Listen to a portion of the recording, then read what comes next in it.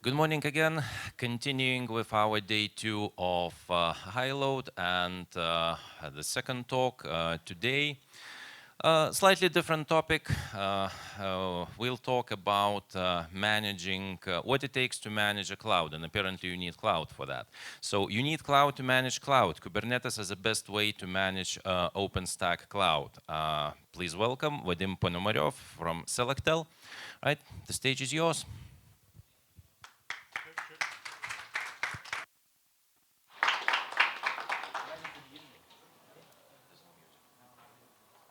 Check. Oh, where is the file? Yeah.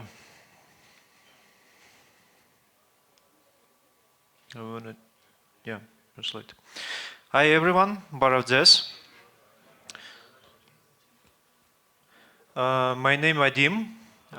During last 5 years, I've been working with OpenStack-based cloud on a different roles as a developer, DevOps, and now as the architect. And today I want to talk a bit about OpenStack clouds and their problems and how we can resolve it. First of all, I want to start from a quick overview. What is OpenStack? OpenStack is the open source compute platform that was first time released by Rackspace and NASA more than 10 years ago. Mostly it's written on Python, and this is not a benefit of this system. It's a model and microservices architecture, and you can use OpenStack to build your cloud as a constructor. And nowadays it's used around the world for the public and private clouds. Why do we need OpenStack? I already heard some question, why do we need it if we have another solutions? This is a common question.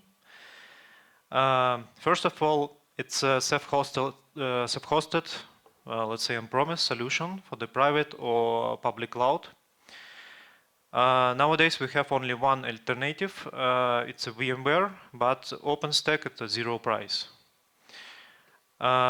Another point that OpenStack has a strong network isolation, unlike other open source solution like Proxmox or Xen Server or so on. And that means that you can use it for your customers as a platform. You can guarantee isolation. A bit about OpenStack architecture. This is a diagram from the official OpenStack site, and it demonstrates several common services. Behind all of these services, there are tens of microservices. And this scheme greatly simplified, really. Inside, we can find such mess. And on this scheme, you can see only 4 common systems. You can increase it 10, maybe more times, and you will see how it looks like in a real cloud with a small scaling. So it is such a mess. There are lots of microservices, databases, message queues, schedulers, workers, and so on. And you have to deal with it. Let's summarize a bit the problem. We have hundreds of microservices. It can be deployed on the hundreds or even thousands bare metal services.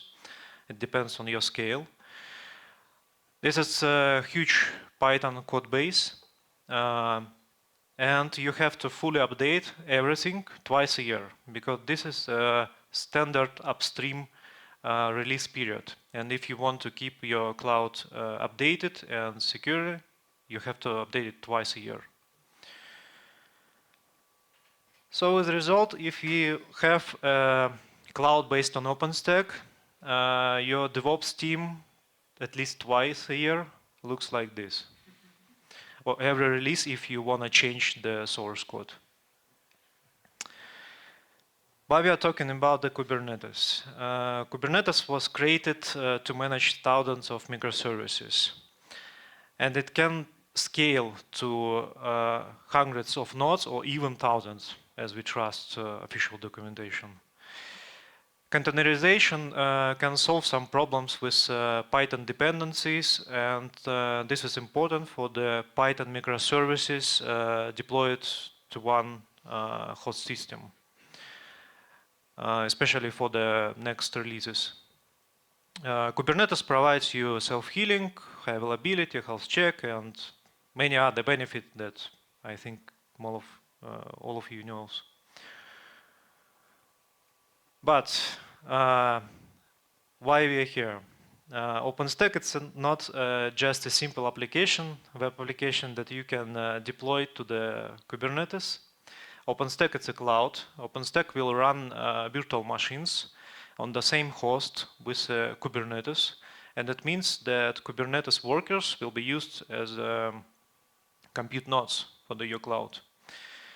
OpenStack will create own bridges, interfaces, create own network stack, and it can conflict with Kubernetes network. Kubernetes has such a method I saw you on the previous slides, and had a complicated order how to run the services one after another. And the last point, of course, usually for the Kubernetes we use Ceph. And at Ceph, it's another world. If you already have been working with it, you know what I'm talking about. Moreover, network in OpenStack really complicated. We have to create at least 5 isolated network. One for the first for the administration. The second one for the public traffic coming to the virtual machines. The third one, it's a management API for the cross-service communication, for the other administrative perspective. Last one, the previous one, it's for the virtual machines, the tunnel-based, usually VXLAN or Geneve, and the last one is a storage network. So everything, all of these networks should be configured on the same host as the Kubernetes workers. So how the Kubernetes can help us? I want to start with general tips. All my slides, the following, will contain some QR codes. You can scan and get more information about the topic that I'm talking about. There will be some links for the plugins, configurations, and so on. And I want to start with the general tips. General recommendation, let's say. First of all, please do not reinvent the wheel. OpenStack community already have been done lots of things. For example, OpenStack has own Helm charts that you can use for the Kubernetes deployment without any problems. We really use it on the production. It works good. Of course, it depends on your project, but if you run just standard cloud with a small scale, it will work fine. They already created Docker images. It's lightweight, optimized to be running on the cloud. And if you are not going to change source code of your services, you can use it without any problems. You don't need to build it by yourself. One trick for the deployment in the Kubernetes, it's a best idea to use one Kubernetes namespace for all of the OpenStack services, maybe except Ceph. Because in this case, you will not deal with cross-service communication problems. And the last one point, of course, you should read documentation. OpenStack is a well-documented project. There are lots of documentation. You can find any answer for your question. One point, that this documentation automatically generated from a source code, and the search engine really bad. So it can be kind of challenging. Need to waste some time. About the database system, I highly recommend to use MySQL. OpenStack database driver based on SQL Alchemy. It's a Python library that theoretically supports everything. all of the databases. But OpenStack itself, OpenStack community use MySQL. And the most important thing that they test everything on the MySQL. And I saw already several times that PostgreSQL just don't work. The good idea to use a separate database cluster for the Neutron. Neutron, it's a service, OpenStack service that configures network. And it can generate really heavy queries to the database, especially with a new release, when you update your release in OpenStack. Recommend to use fast SSDs if you have a cluster more than 15 nodes, because when you cluster scaling, more and more queries you will get to the database. This is a linear progression. Of course, you have to create monitoring system for your database, especially for the next releases, at least for the next releases, because it will help you to find problem from the point 2. Storage system. As I said, usually we use CFFS as a distributed file system. And this is most popular system in OpenStack community now. They have really great experience with Ceph. You can install one Ceph cluster inside your cloud and use this for both purposes, for the Kubernetes and for the OpenStack. You just need to split your pools inside the Ceph. You have to create physical network for the storage. It's highly recommended because virtual machine migration, image downloading will eat all of the interfaces on the network layer. And if you have budget and if you know that you will scale your cloud more than 10 or 15, of course, nodes, you have to create a dedicated host. You have to plan and deploy a dedicated host for the storage system. It will reduce a lot. It will reduce the chances to lose the data. And you will not experience problems with rebooting compute nodes. Because if you deploy a Ceph OSDs on the same host as the computing nodes, every reboot, it's kind of tricky action. You can get wrong data. About the network system, I will spend more time for this topic because it's my specialization, let's say, on the OpenStack, and because this is most important thing when you plan your cloud. I want to start with a quick overview how it works generally. OpenStack networks usually based on SDN. There are two options: Open with Switch or OVN.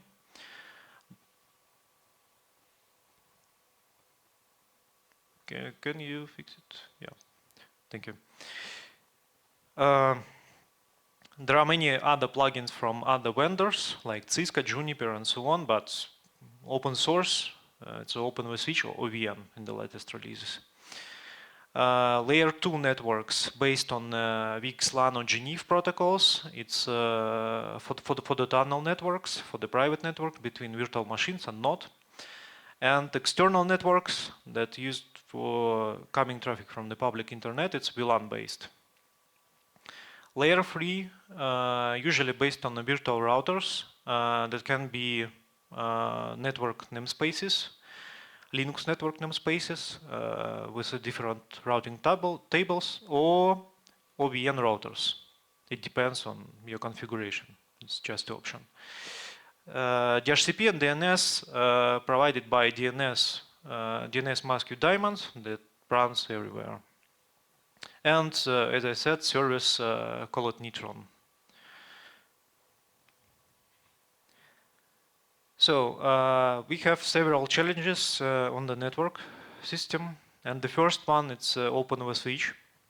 OpenVSwitch wants to configure bridges interfaces on your host system. It means that you can run it inside the container, but it should be able to load kernel driver and configure everything on the host system directly. And this is kind of challenging with Kubernetes when we want to get isolation and configurable cloud. The second challenge, it's external networks. As I said, out of the box, OpenStack supports only VLAN-based networks. And this is the biggest problem of OpenStack, that for the public traffic, you should configure raw VLANs. Why is it a problem? When you get some abnormal traffic to your network through the VLAN, if the target will go down, top of rack switches usually, as I demonstrate on the right side of this slide, usually spreads all of this abnormal traffic everywhere. And that means you will get a small DDoS attack inside your network just because target hosts go down. It can be flood, DDoS attack, some multicast problem, whatever. And this is a big problem with a large scale. So if you run cloud 10s, 20s, maybe nodes, it doesn't matter. You can use it without any problem. But if you want to scale more and more, you need to resolve this problem. And the most important thing that you cannot change it on the way.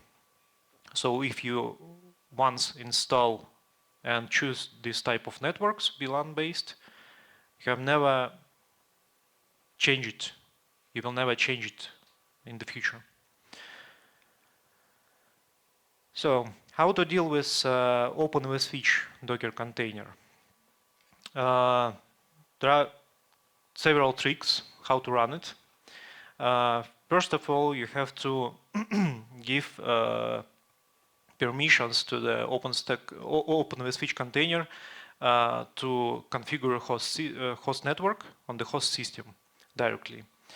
To do that, you have to provide several capabilities. The first one, netadmin, it will allow OpenSwitch configure network on the host system.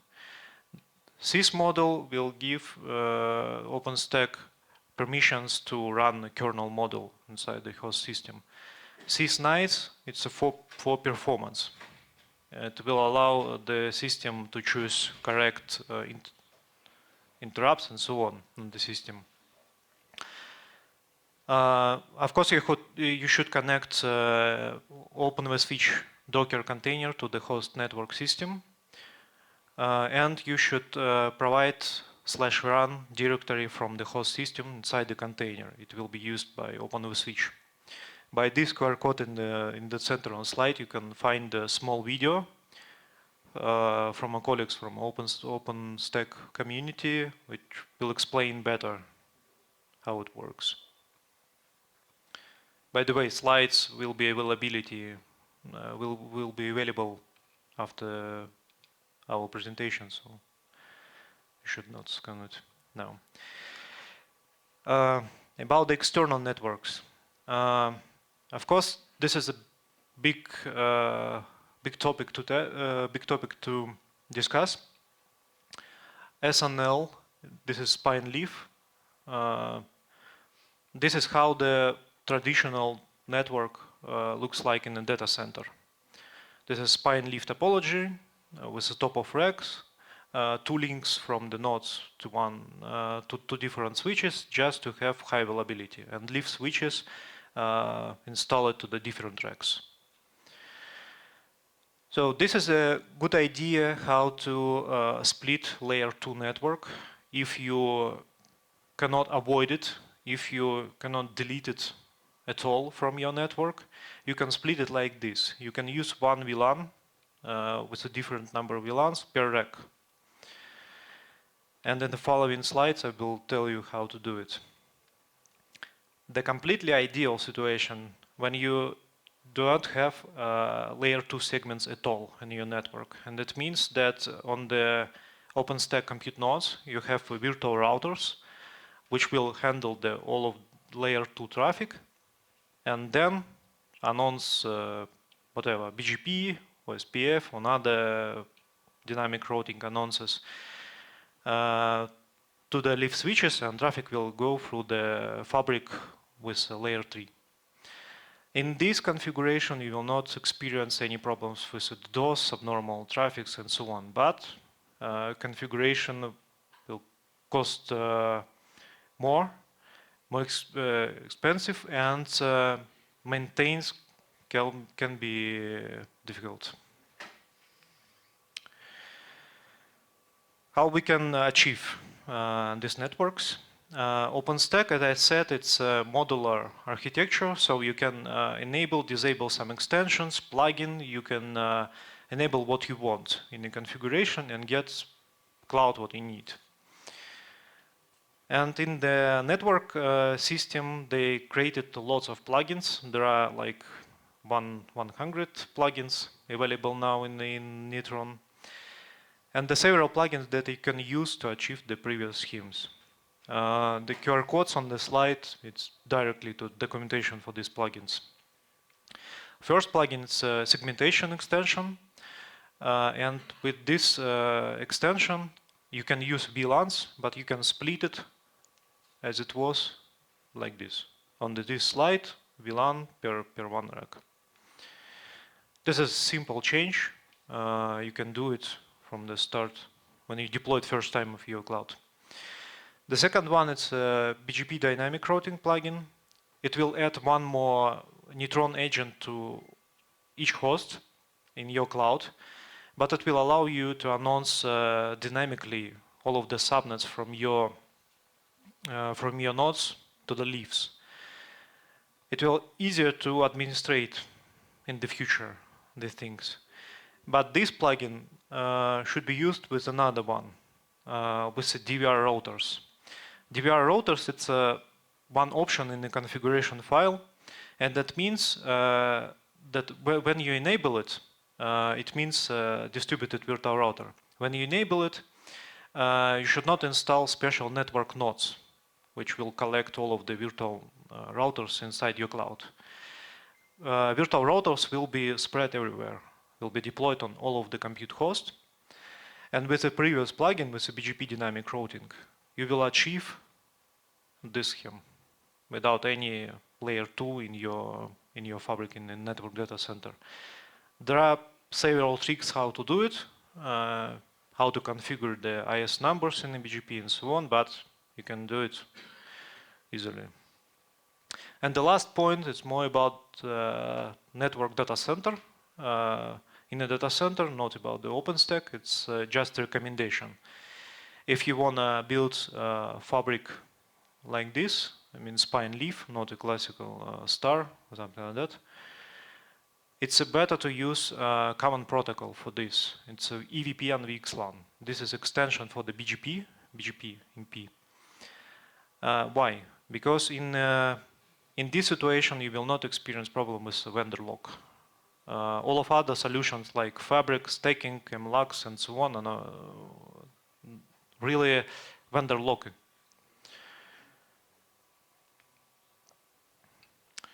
About compute system. Nova, it's a service in OpenStack that managed virtual machines. In open source solution, in the open source version of OpenStack, it will use libvirt. And the libvirt will run virtual machines on the Kubernetes workers. It can be a simple virtual machine, just one gigabyte of memory, one CPU, and so on. And also can be some virtual machine that needs direct access to the network cards for some network functions, for example. Or it can be virtual machines with a direct access to the GPU card. And you have to control the resources. You have to map memory and so on. But there are no special tricks. You just should run a libvirt container as privileged container and mount some several directories from the host system to your container. This is a small list, the minimal list, what you should mount to your container.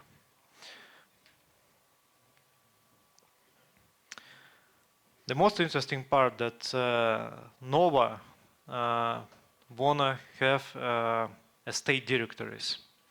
it requires on state directories. And these directories should be shared everywhere, and it should be read-write from everywhere. So this is like a problem for the Kubernetes itself.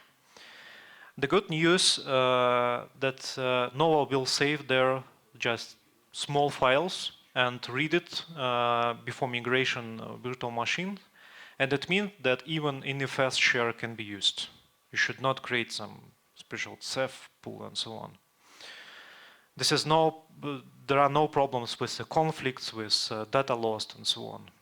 Usually you'll not experience it. So let's summarize a bit.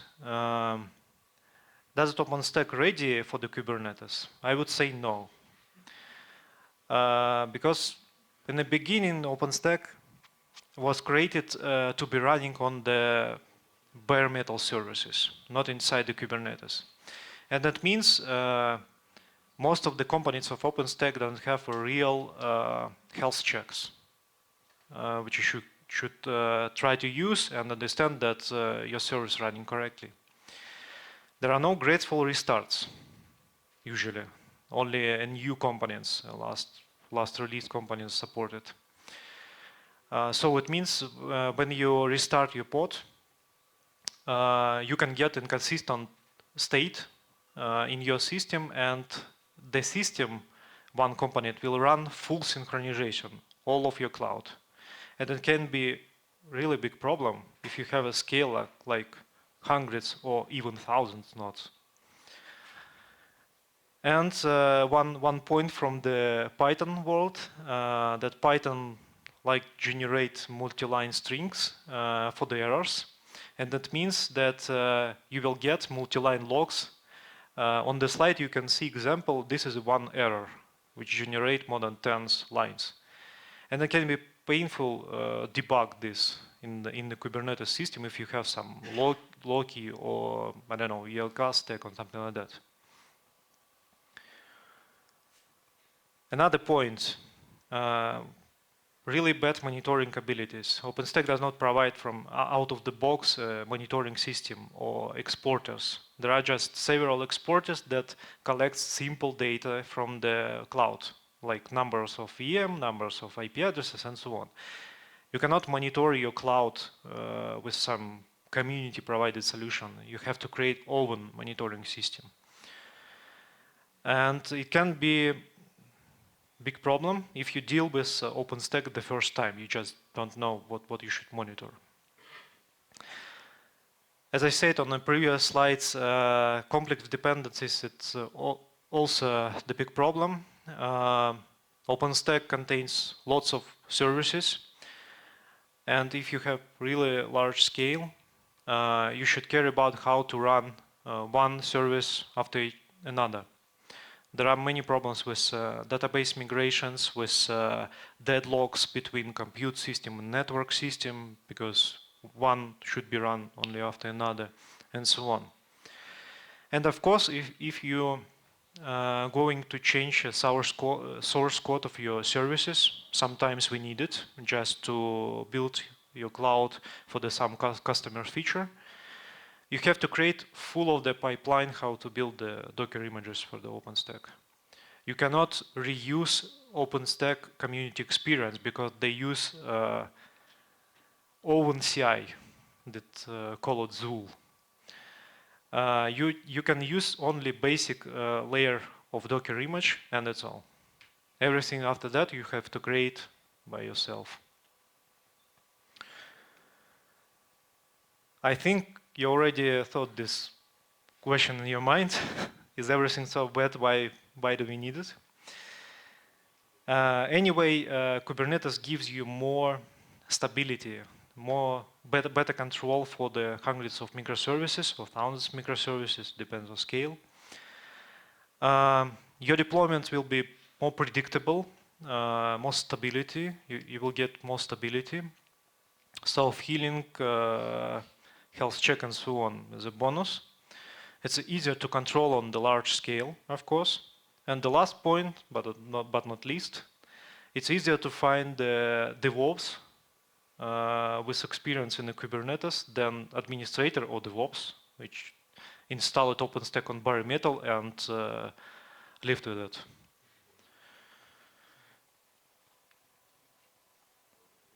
This is all from my side. I hope this presentation will be useful for you. This is my contacts on the slide. You can contact with me with any question. I will try to help you.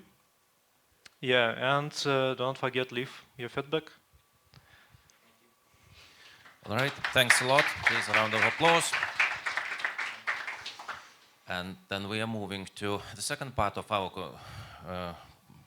presentation. Questions, please. Hello, thank you. And I have a question. What about performance? Because there are too many abstraction layers between hardware and application. Tricky question, because we can talk about performance cloud itself or performance virtual machines for the customer. Performance cloud, from our perspective as a DevOps, is the perfect. It's just lots of microservices inside Kubernetes. If you can administrate Kubernetes, no problem. Sure. Yes, DevOps it is only plus, but about performance, difficult to say because it's maybe too expensive from hardware. Oh, I think I got your question. Yeah, the Kubernetes will not add one more layer between virtual machines and the customer, because as I said, most of the services in the OpenStack will have direct access to the host system, and that means virtual machines will be running on the host system, and they should not care about the Kubernetes. The network working itself. We will configure bridges and interface it directly on the host system, and doesn't matter that Kubernetes behind. Okay, thank you. Yeah, Kubernetes is just a tool how to manage it. All right, there's a question at the front row. Okay, I have a question about the network. Do you use BGP inside Kubernetes or have such experience?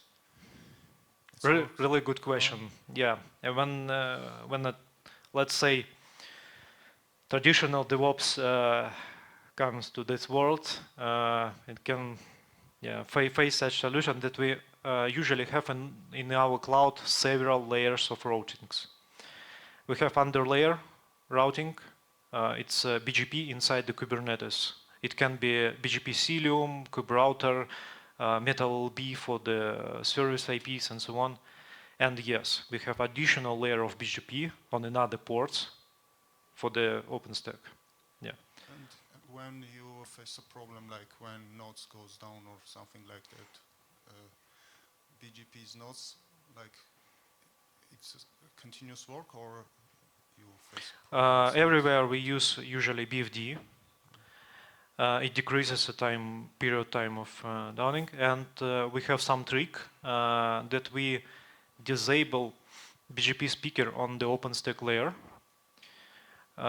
We say OpenStack just install everything what you want to announce to some special bridge. It's usually dummy interface on the Linux system, and we run one BGP daemon on the host system, which will announce all of the prefixes from the Kubernetes and from the OpenStack itself. Why?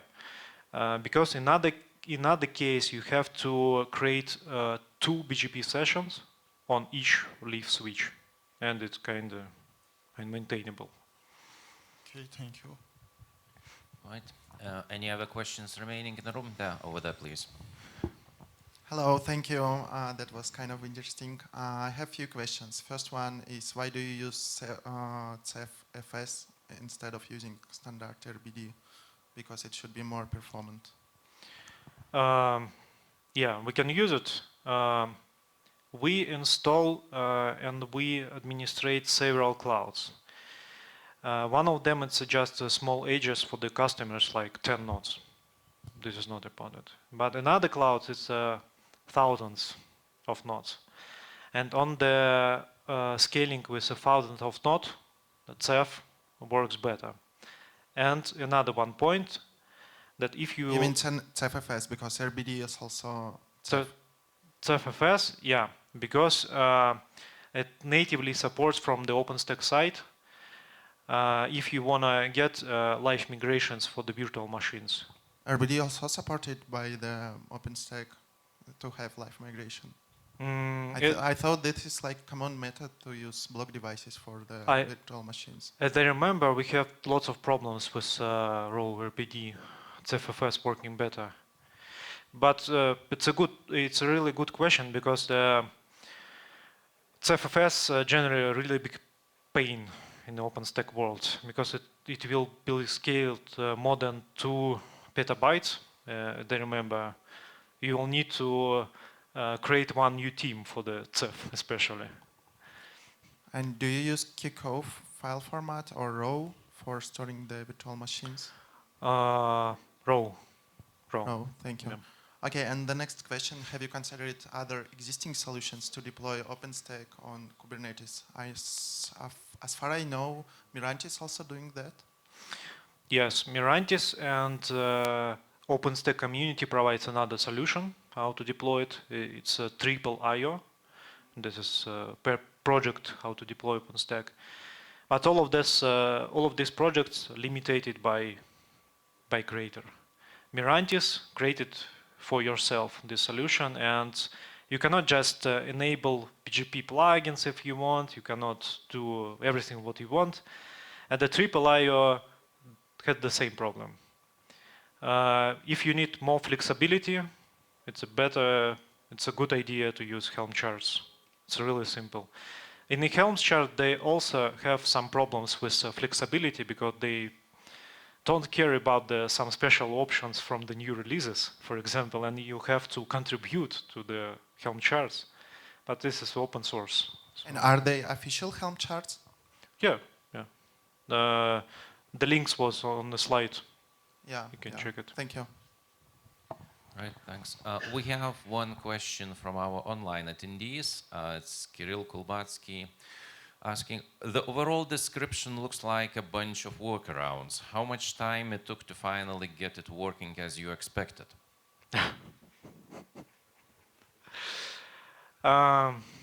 Again, depends. If you will just download the Helm charts and start deploying it, everything in your Kubernetes cluster now without any experience, it will take months, I think, maybe a half of a year. But if we do it with already prepared Ansible playbooks or whatever, some automation system, it's days, maybe 1 day, 2 days.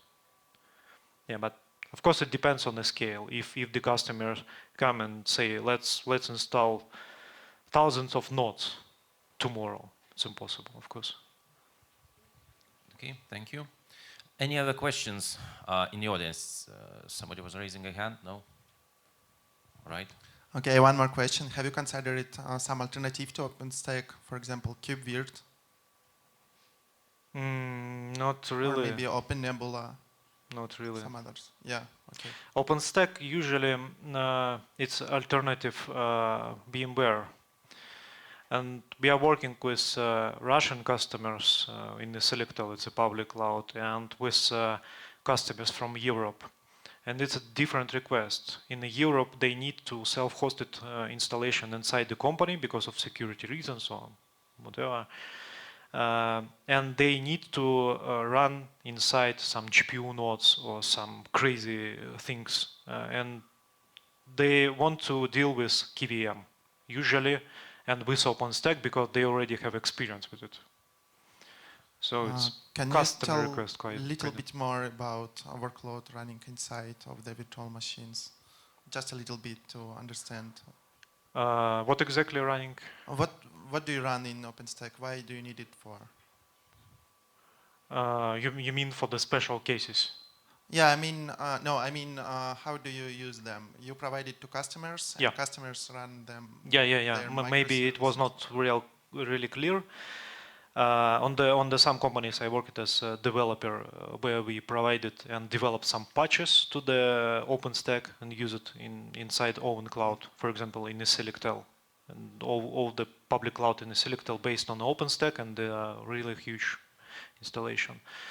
Yeah, in another company I worked as a DevOps, and we provide agents. We're deploying the small clusters, or maybe not so small, to the customers in his data center, and provided its box solution. On-premise, yeah. Yeah, Thank you. on-premise. Thanks a lot. All right. Last call for questions. Anyone? Well, then I'll get one. So initially, at the beginning of your presentation, you said that OpenStack is written in Python, and that's a problem. So leaving aside the flame wars and programming language comparison aspects, could you elaborate on that, please?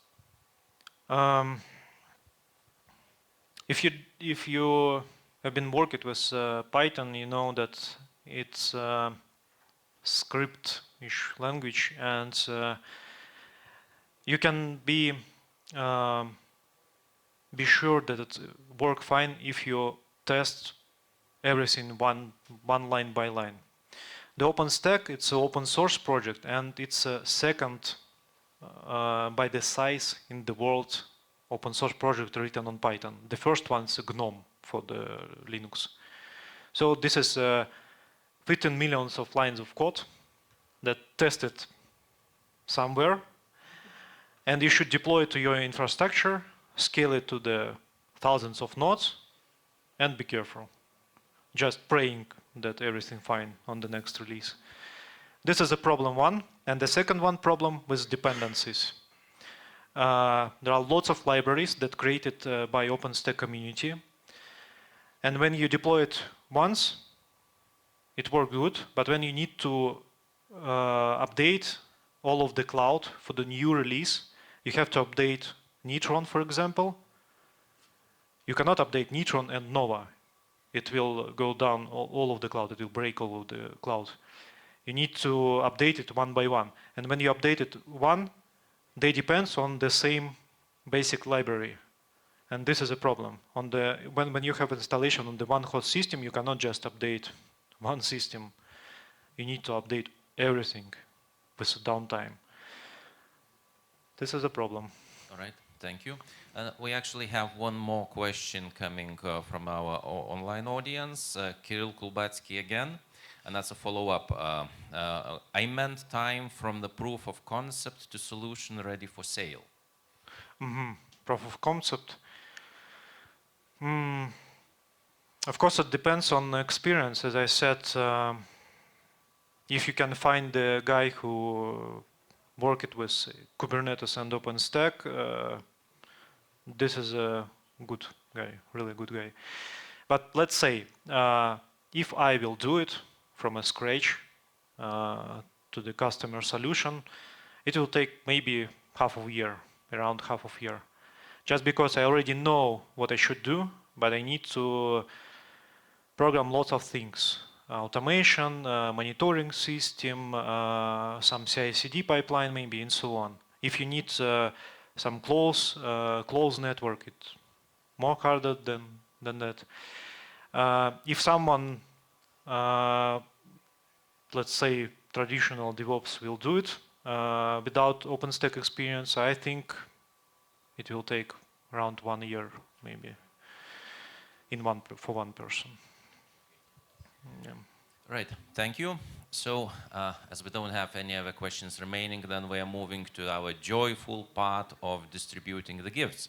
Now it's a task for you to decide which question was the best in your opinion. The guy that asked it with CEF, RPD, I see his own context. All right, so the best question. The gift bag goes to you. Thank you for that. And with this, we are coming to the end of this presentation. Please, once again, a round of applause to our speaker. Yeah. Thank you.